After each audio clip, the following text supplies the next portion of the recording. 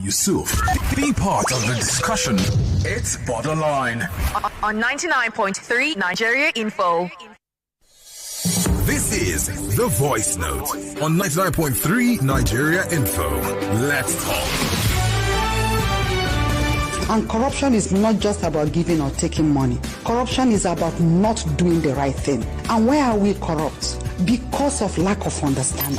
Experience a better way to stay connected. Listen, fellas and girls.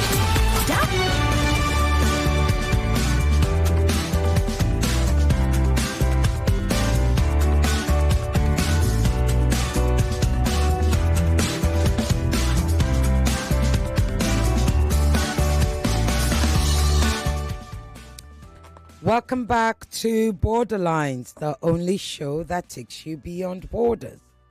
The only show that interrogates global power and politics through a fiercely African lens. Of course, you know my name is Ireti Bakare-Yusuf.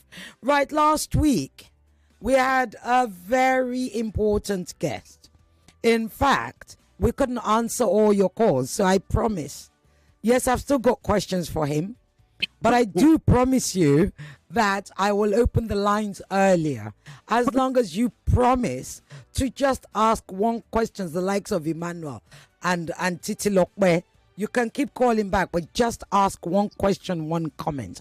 Because honestly, as you know, this is Borderlines. There's never enough time. Right, let me just remind you of who he is. Dr. Moussa Ibrahim is the spokesman to the late Colonel Gaddafi, and he's also a Pan-Africanist, and I think we can call him, an African analyst as well. Now, so much is going on in Africa, not least what we heard from Africom Michael Langley, the American guy, last week. Now, I had, of course, whilst talking to Dr. Ibrahim, and by the way, I invite you to go and follow him on Twitter. I'm not joking. He's got so many followings, they blew up the show all over the place, like literally. So Dr. Ibrahim, welcome back to Borderlines. Thank you very much, my dear sister. I'm always very happy to be with you on your very authentic platform. Oh, thank you. Well, you may have made me famous, I think, after interviewing you, because my Twitter had never been so busy. So last week we spoke of, Libya, the echoes of Libya in Burkina Faso. But let's step back. Do you see a wider pattern of Western destabilization across the Sahel in general? And are we witnessing a repeat cycle, just with a new face? No doubt about it. The cycle of oppression and revolution continues on our continent. And it's because the two parties invested in this are determined to take it to its bitter end. The first party, of course, is the West. The West cannot survive without the wealth, the resources it robs from our land. Western capitalism, Western financial markets, they absolutely need our minerals, our oil, gas, aluminum, iron, copper, everything to survive even. On the other hand, the other party is our people, our nations, our freedom fighters who cannot, with dignity, accept this robbery, and they have been fighting against it for centuries. I do believe that there is a new episode in this drama, if you like, which comes from the Sahel region. In the last 4 years, we have had some brave revolutionary leaders who come, by the way, not from nowhere. They come from the tradition of African liberation, from Sankara of Burkina Faso, from even far in the south of the continent, Samora Machel of Mozambique, Kenneth Kaunda of Zambia, Julius Nyerere of Tanzania, Nasser of Egypt, Bembella of Algeria. All of these great leaders fought for the liberation of their part of the continent, And let's remember, all of them understood the importance of the unity of Africa and the liberation of the whole continent. They were not narrow-minded. They did not just think of their nation state. They thought that for them to exist freely and with dignity, they must be a part of a dignified, liberated continent. Let's talk about Africom. What do you think their true mandate is? I know, we kind of discussed it briefly last week, but we weren't able to you told us that one of the things that I remember that you informed us was how Colonel Gaddafi actually offered to reshape Africom in a more Africa-centric way, in a way that would benefit us much more. However, it wasn't accepted. So the current Africom that we have, what do you think is the actual strategy and their purpose in Africa? Is it just about resources and protecting Africa? I was a witness to some of the talks and negotiations, if you like, that the great martyr Gaddafi had with the West. He wanted to embarrass them diplomatically and politically. What he said in 2008, when Africom was founded, he came to the Americans and the French, who had the G5 military force in West Africa, and he said, listen, if you guys are honest and genuine about fighting terrorism, providing security to Africans, why don't we help me to build a unified African military force that will protect our resources without your soldiers coming on our continent to fight for our freedom. All you need to do is provide us with training, weapons, intelligence, satellite imagery, and we will do the work. In this way, of course, Gaddafi wanted to make sure that the only military force on the continent is an African one that serves African, and to deprive the West from a direct military presence on our land. The West, of course, understood that Gaddafi was playing with them, and they rejected his proposal right away. As a matter of fact, at that time, the American commander actually came to Tripoli in a warship, which was unheard of at that time. And many people wondered why Gaddafi would accept an American warship. He accepted it because he wanted to give this proposal officially to the Americans and embarrass them. Their refusal proved his point, that they never wanted for Africans to govern themselves, to protect themselves. They wanted to use the excuse of terrorism to have their military boots on the ground. And let's remember, I really need your listeners and your honorable viewers to remember something. Terrorism is partly created, funded, and armed by the West itself. Most of these religious fundamentalists in the Sahel region, they were trained either in Afghanistan in the early 80s, they were trained in Syria in the 2000s, they were trained in Iraq, and they were trained in 2011 in Libya itself. We have direct statements from European and American politicians, especially French politicians. Sarkozy, the French president himself, admitted that France trained and armed religious fundamentalists in the south of Libya to kill Gaddafi. Of course, these terrorists then skid away into the Sahel region. Libya, of course, as you know, is very much connected to the Sahel region through its southern border. And now, most of these people are highly trained, armed, very well armed, because of the weapons provided to them from the West. So they create the problem, they create chaos, and then they intervene to manage the chaos, not even to finish it off. Let's remember, it's not in the interest of Europe to finish off terrorism in Africa. No, they wanted to stay contained, manageable, so it provides them with the excuse to stay on African land, while at the same time they don't become too strong, these terrorists, that they might threaten Western interests. And the proof is they never support the establishment of a unified African military force, which Gaddafi called UAA, Unified African Army. He gave it a name. Mm-hmm. He started planning for it. He wanted the headquarters to be in Francophone Africa and Anglophone Africa, and he promised publicly that he would provide the money for the first few years of the establishment of this army, which did not come into reality, unfortunately, partly because, of course, of the, how would I describe it? The cowardly attitude of many African leaders who did not want to be involved in such a brave military move.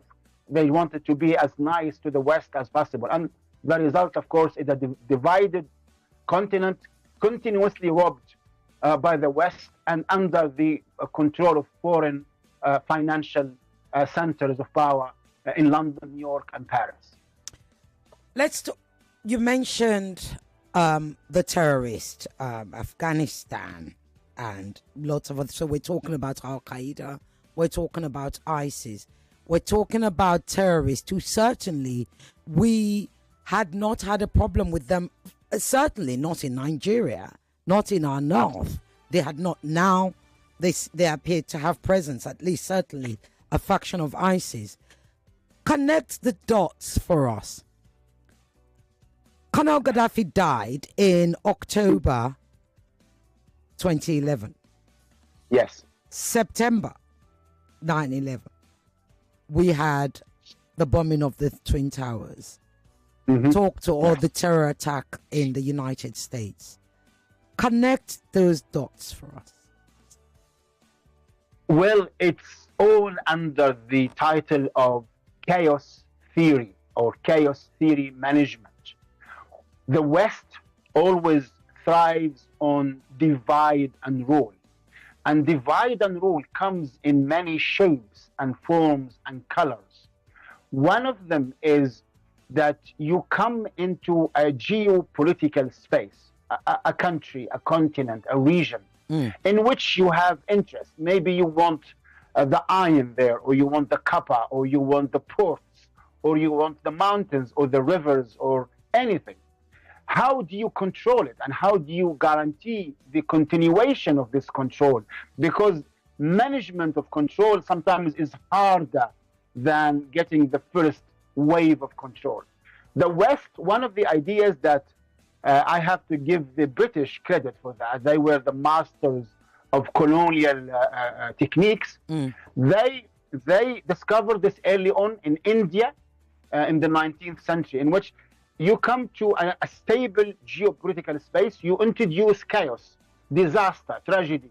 So you introduce war, terrorism, crime, killing, and then you present yourself as the protector, as the container of peace.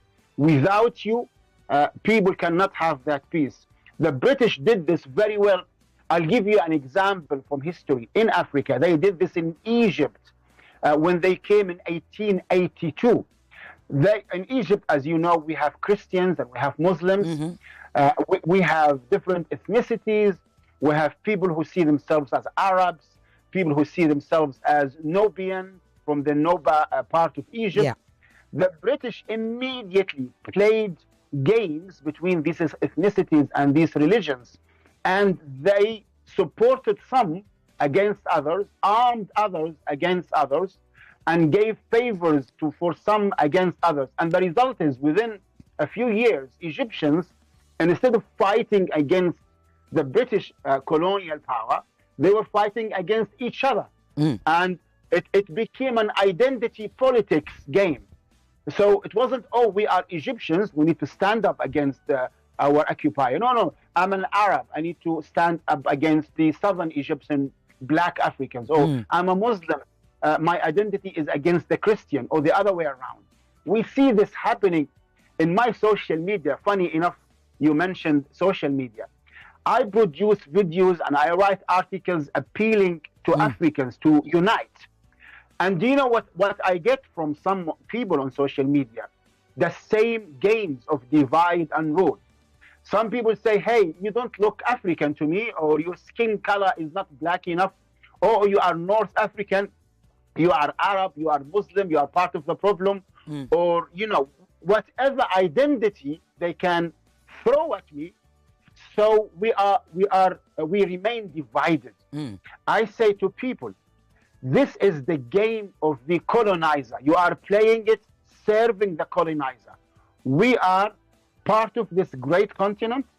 We are Muslims, Christians, traditionalists. Yeah. We have different shades of black. There literally is absolutely different shades. My family, for example, I give you a very small part of my personal history. Please.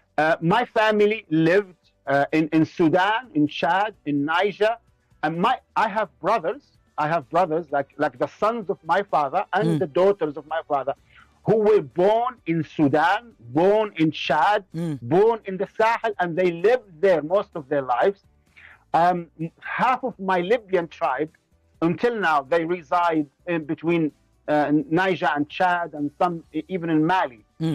We are one continent, and the politics of unity is the politics of liberation. Anyone who draws us away from the fight for liberation to the fight against each other is betraying, is working against his own interest, his own nation, his own continent.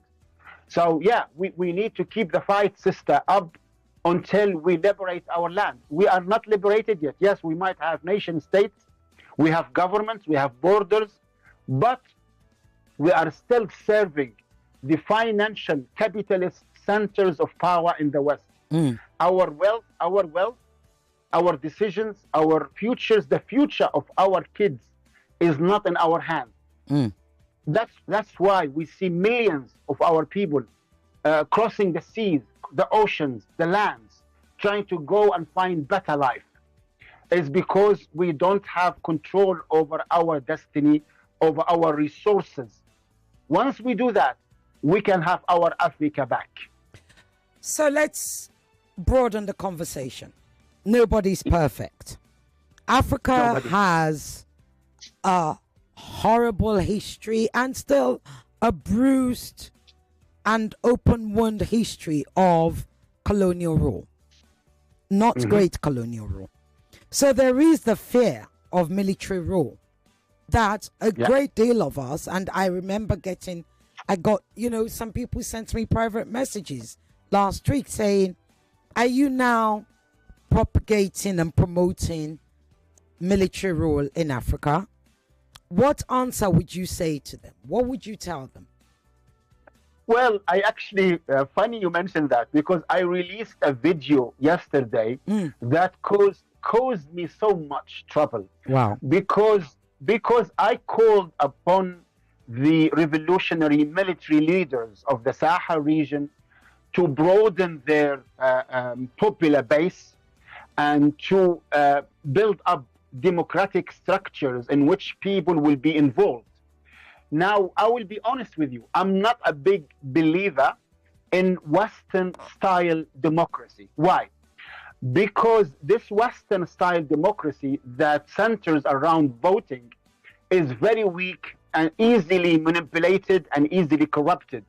The power always remains in the hands of the financial economic elite.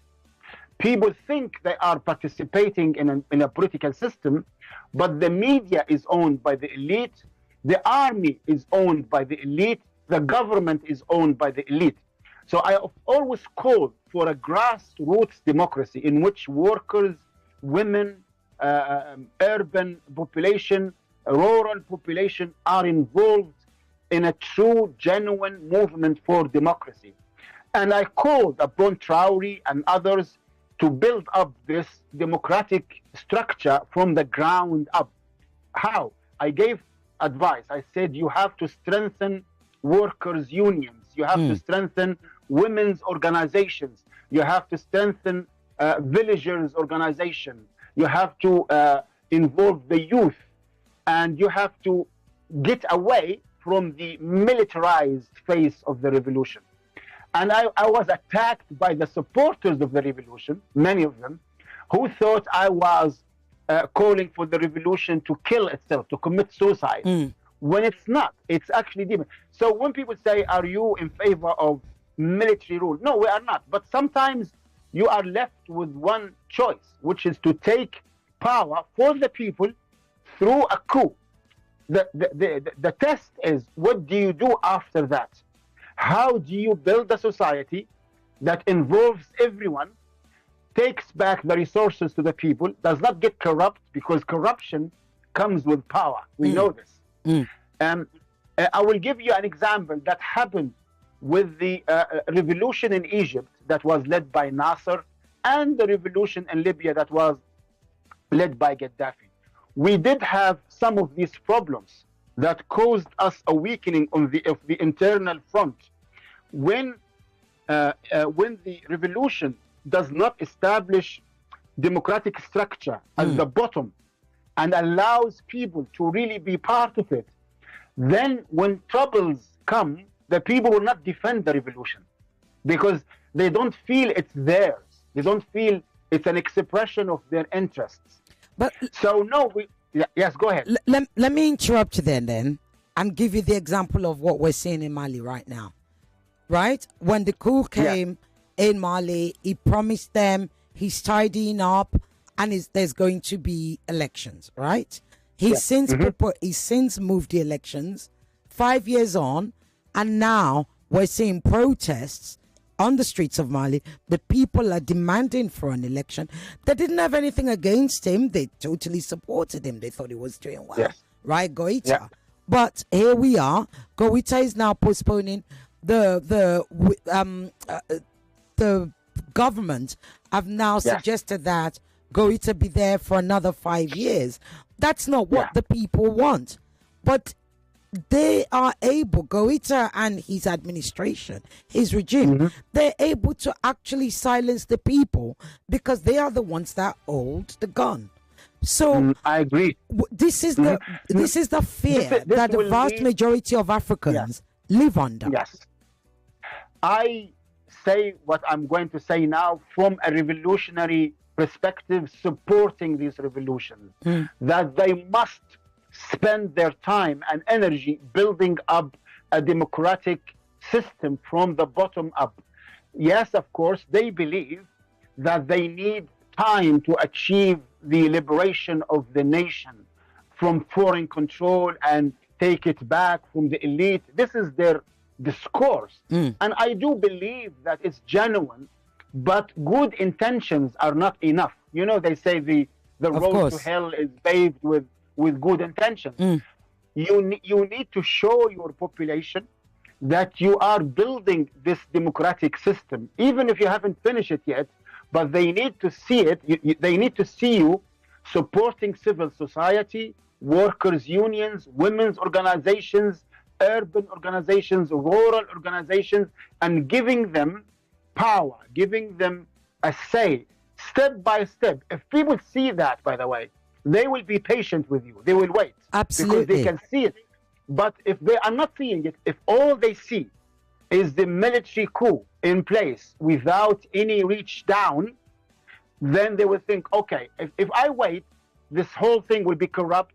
I will end up with a dictatorship with a different type of elite. I always say it, liberation without grassroots democracy is a trap, and we should not fall for it. Maybe some other revolutionary leaders fell for it and it caused them to fall. I don't wish for my brothers in the Sahel region to fall for this mistake.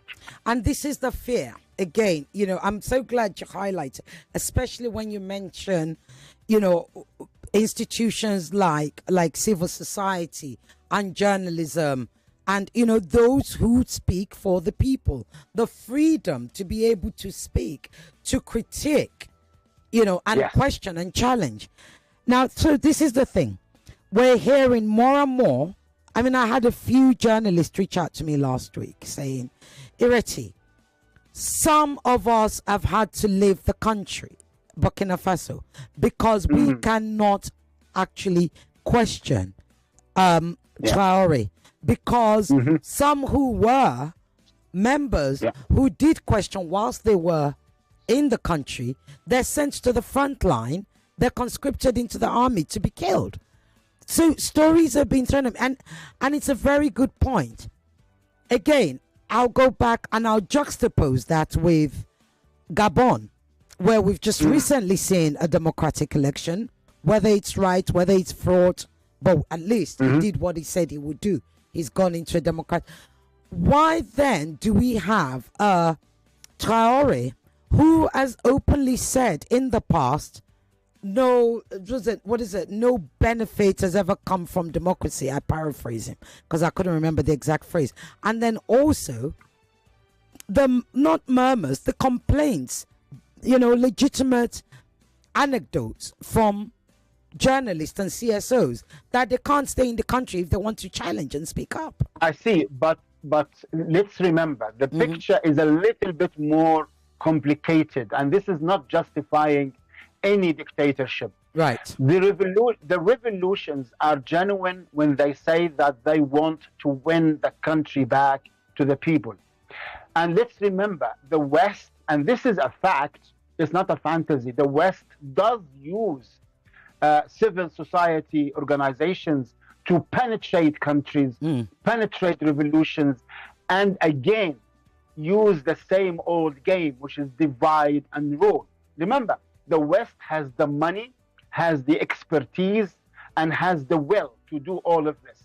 So sometimes when a revolution is really working hard to achieve the principal goals, you find even traitors, I would call them sometimes, but not everyone, of course, but you'll find people who are collaborating with foreign powers and people who are really standing against the will of the people through the revolution.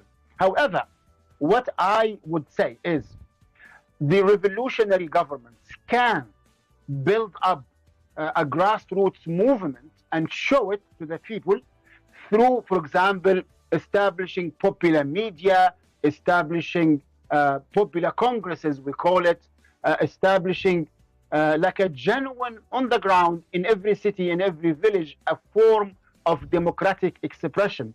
If people see that, then any voices from inside Burkina Faso or Mali that speak up, criticize, first of all, this will be healthy for the revolution. That's good. And secondly, if they are negative, toxic, anti-revolutionary voices, they will be drowned by themselves.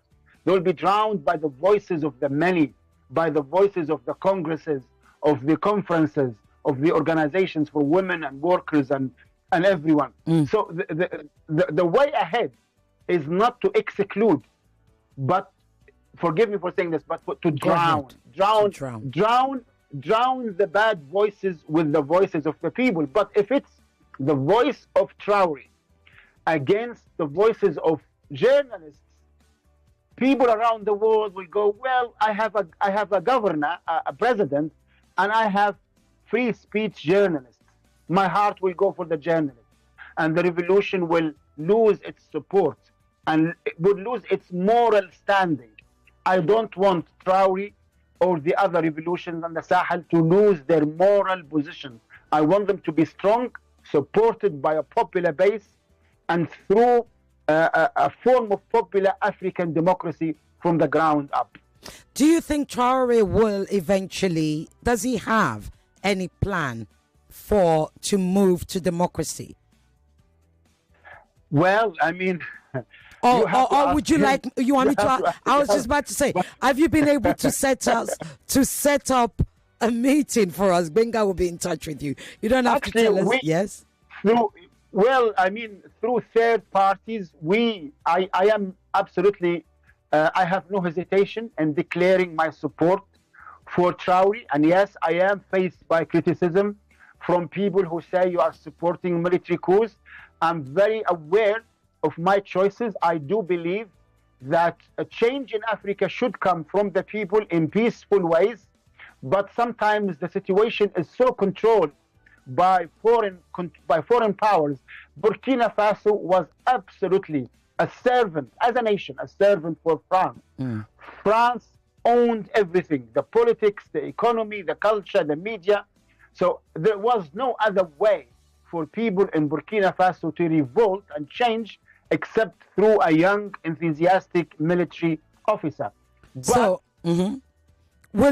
I think to answer your question, I believe Traore is genuine, and I think he will listen to what I have been saying and others have been saying, and I think he will find a way to build up this grassroots democracy we have been talking about.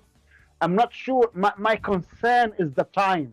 Okay. If this takes a long time, this will put him and his revolution in a very hard position. Exactly, and he's been there 3 years already, so time is actually passing. Will he sit? Will he come on Borderlines, or do I have to come over there? Will he sit for an interview with Borderlines with me? I actually, although we have let Traore and others know through many means that they must come out and connect with us around the continent and in the global south. But I also publicly said that in some of my quite popular videos, I would say. I released a video like 3 days ago, which achieved more than 1 million views in one day, in which I called upon him to engage with the media and to actually express himself and to meet with Pan-African activists, journalists, freedom fighters, and not to be confined to the Sahel region. I do think that the French and the Americans are quite happy about this point because they don't see a spread of Traore's message to all Africans. There is a limitation there taking place, and I really would like him to speak to people like you. Come on your show. Absolutely. I would encourage him to do that. Excellent. Thank you. Right. The lines are going, and I promised them I would open it much earlier.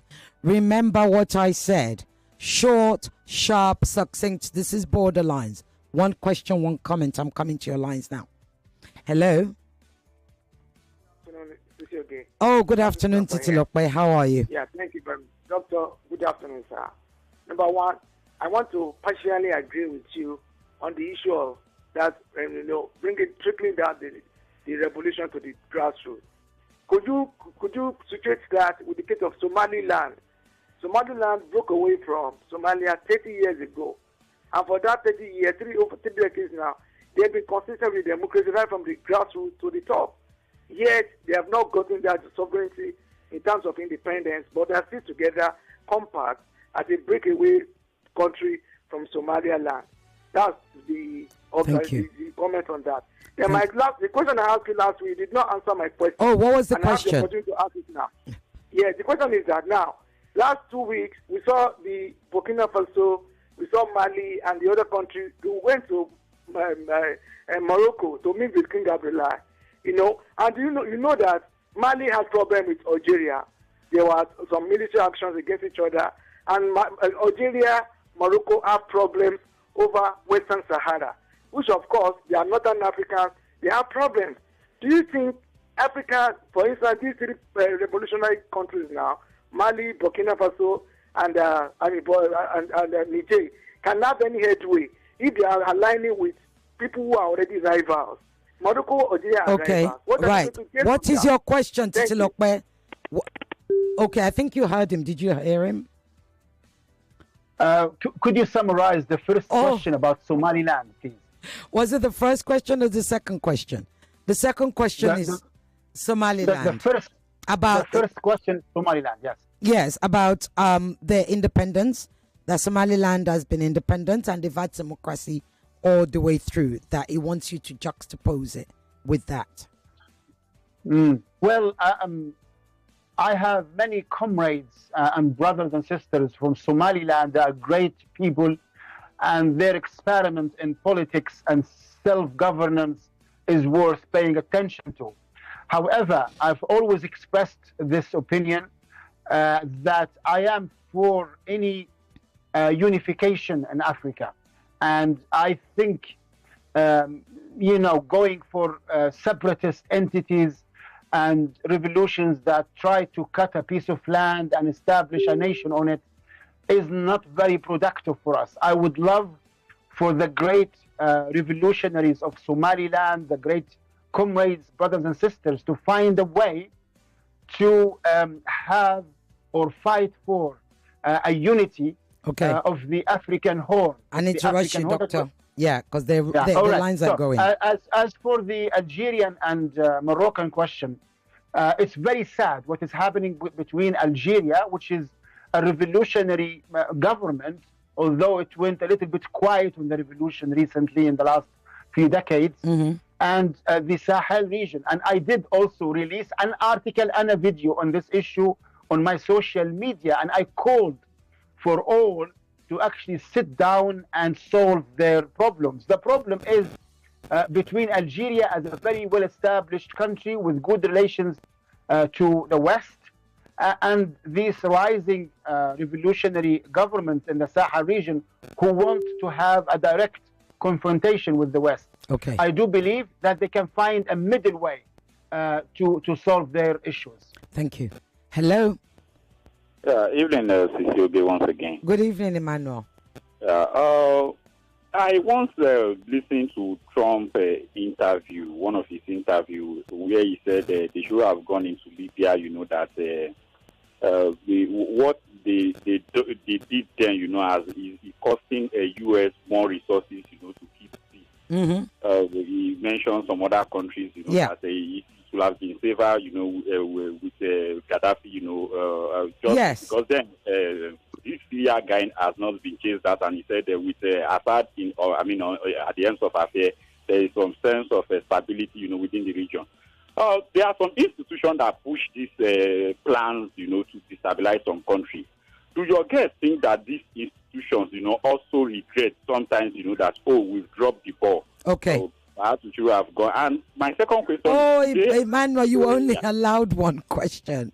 If you can make it short, very, very short. How is Libya today? We are there. Okay, thank you. Right. No, how is Libya today is enough, and we'll get you to answer. Thank you. Right, Doctor, I need you to write those two questions down. The lines are going crazy. I think you heard the first one. The first one is the mess that the United States caused in America is costing them more money. And the second question is, how is Libya today? Now, let me answer this because people are calling. Right, hello. Hello. Good evening. Good evening. Good evening. Good evening. What's your name? Where are you calling from? My name is Uche. I'm calling from Afghanistan. Okay, go ahead, Uche. Please, I want to say that Africa needs revolution, not democracy, because we have the likes of what we have currently in Nigeria cannot be said to be a democracy. What we have in Cameroon, in our neighbors all over the place, the Yadimas and whatnot, cannot be said to be a revolution, cannot be said to be a democracy. We need a situation whereby we needed to liberate Africa. I have been to Libya through the desert. That is not the story I'm trying to bore you here with. I know what our brothers goes through. A lot of people that have survived may have the opportunity to tell their story, but there are so many kakas you meet along that line of road. These are our brothers passing through the Mediterranean Sea. We need leadership that can redirect Africa. Okay. Not just Nigeria alone, not this kind of drama we have here as a democracy. Okay. The Western imperialists will always want you to impose anything that they will be able to manipulate. We need real, genuine revolution. Okay. And I totally support what is going on in Burkina Faso. Okay, thank you. Thank you very much. Thank you. Thank you. Right, the last call I'm going to answer, and then I'll come to you, Doctor. Hello, turn off your radio. Hello, good afternoon, Sister. Good afternoon. Yeah, this is the merchant man. Yes, go ahead, merchant man.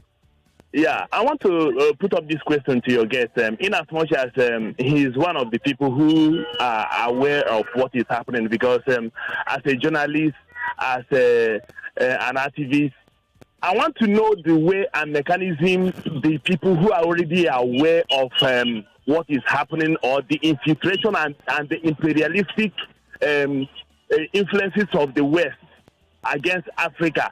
How do we protect these people, especially how do we protect Africa against the West? Burkina Faso? Yes. How do we protect people like him? Because the killing of Muammar Gaddafi then took African by surprise, and he was tagged what we never knew. Yeah. Now that we are aware of what is happening, how do we protect, how do we rally around the Pan-Africanist people? How do we protect such people from not being eliminated again? Thank you very much. Thank you very much. Right. Yes. Hold on with your calls. I'm going to give you 3 minutes because the lines are still going crazy.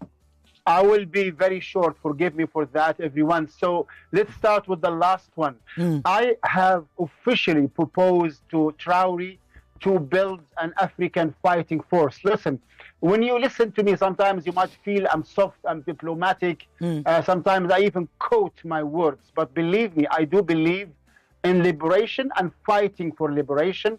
I think one of the things that the revolutionary governments in the Sahel should do is actually to get Gaddafi's idea back of building a unified fighting force that would protect the land. And I'm prepared to be a soldier fighting for the sovereignty and liberation of the Sahel region against foreign powers.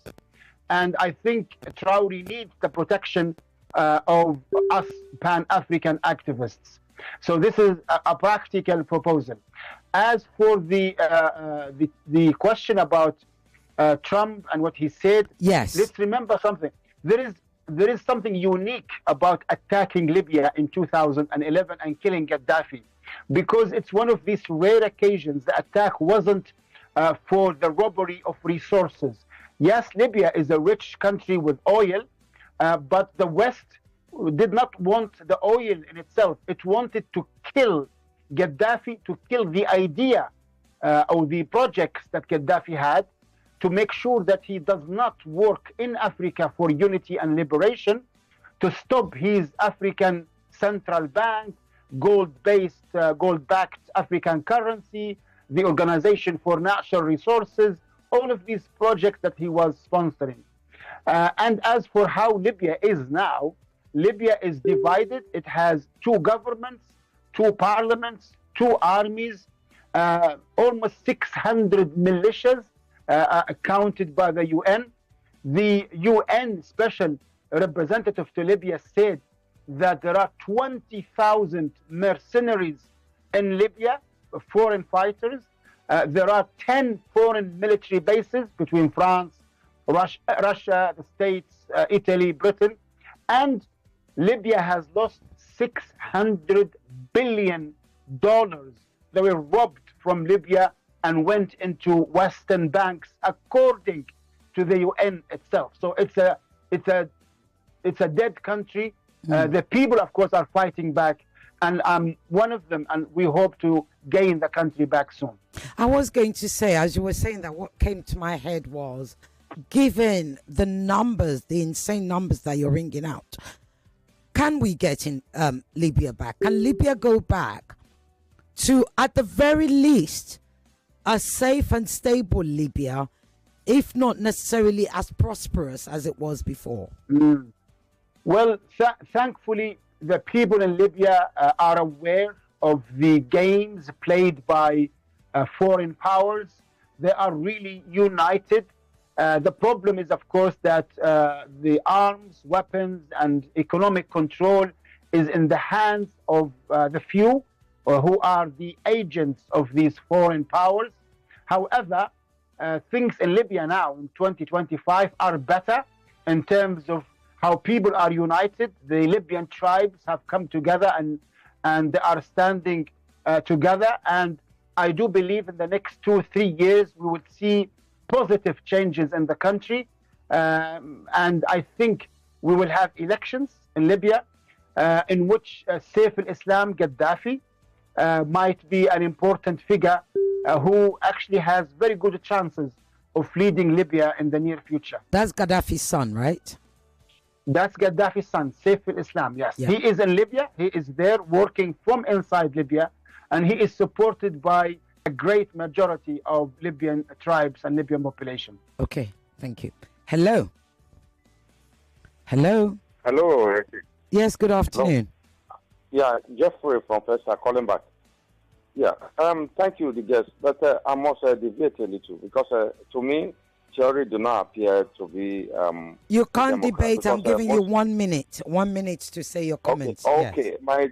My question is: can't African leaders look inward and stop blaming the West or the East? Now we have the BRIC, consisting of Russia and China. They keep loaning money to Africa, just like the West through IMF loaning money to Africa. The more money you loan, the more indebted you become and the more slave you become.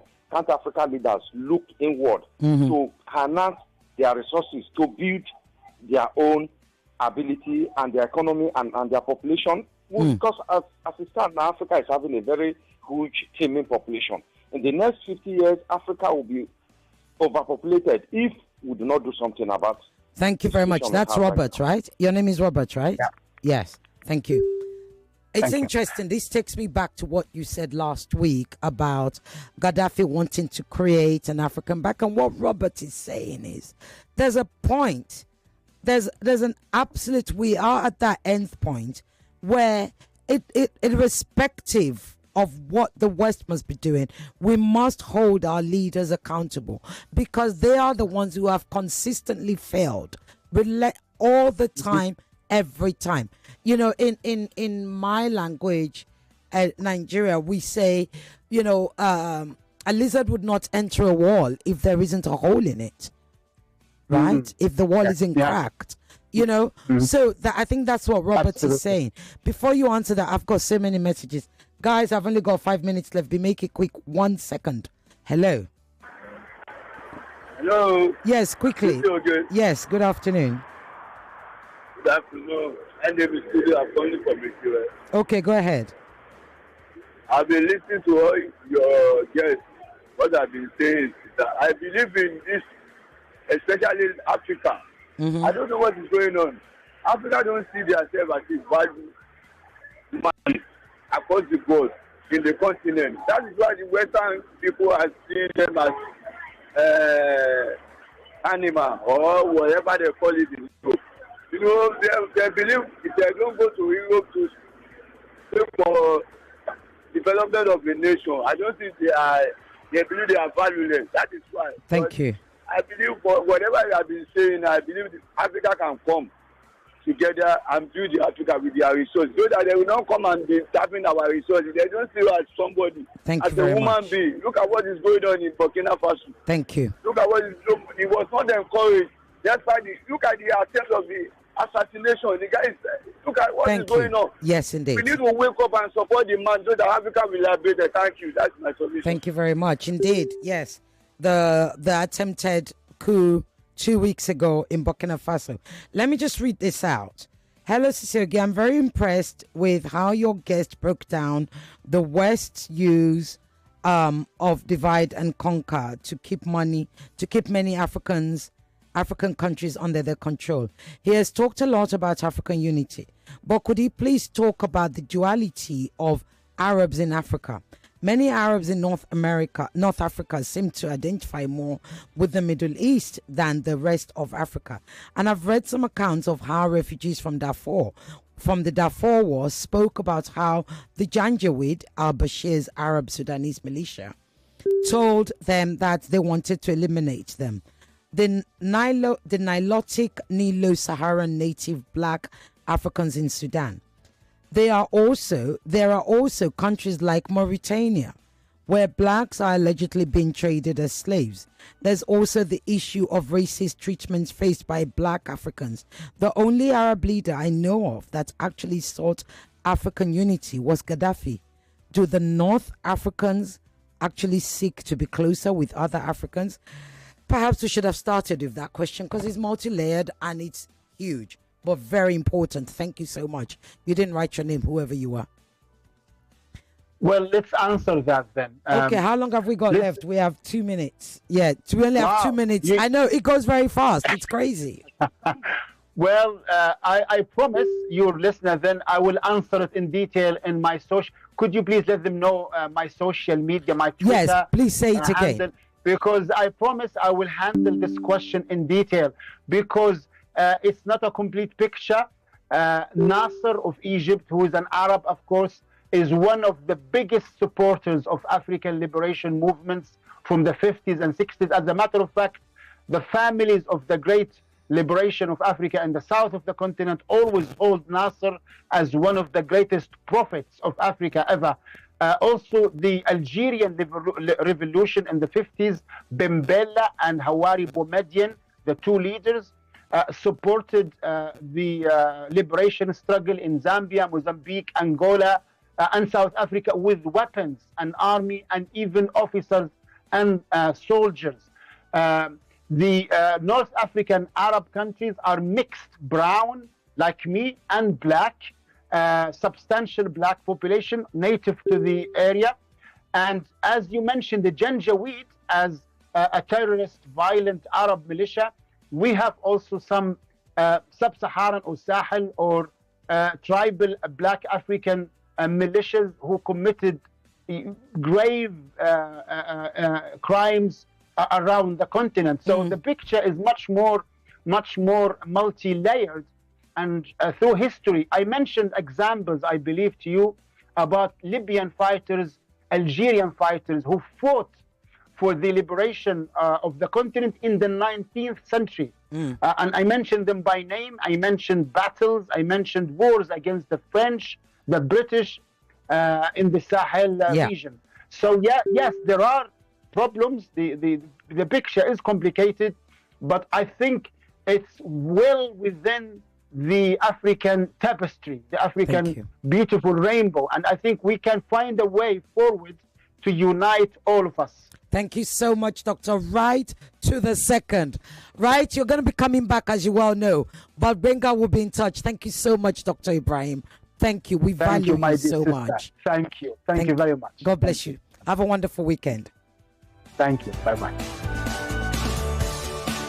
With the great taste of Ovaltine, enriched with multi-nourishment, calcium, malt, 99.3 Nigeria Info. We are more than just radio. Subscribe to our YouTube channel at Nigeria Info FM. Check us out on Facebook at Nigeria Info 99.3. Follow us on Twitter at Nigeria Info FM and on Instagram at Nigeria Info FM Lagos for live updates as it happens. 99.3 Nigeria Info. Let's talk.